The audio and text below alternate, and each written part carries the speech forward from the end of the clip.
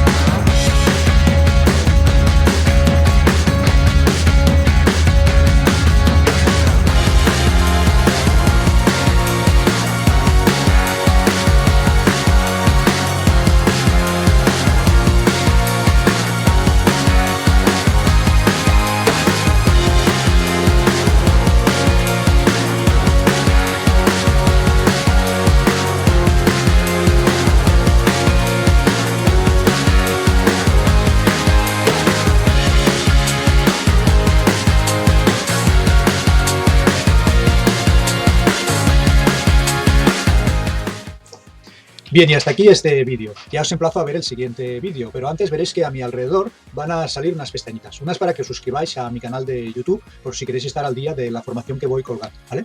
Otra es para que vayáis al siguiente vídeo de este mismo curso que estáis siguiendo, ¿vale? Y la última pestañita es para que vayáis directamente a la lista de reproducción donde están todos los vídeos de este mismo curso, ¿vale? ¿De acuerdo? Venga, hasta el siguiente vídeo.